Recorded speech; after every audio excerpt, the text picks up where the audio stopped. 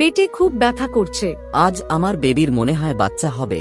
আরে আমার বেবি তো মা হয়ে গেল, আর আমি বাবা হয়ে গেলাম।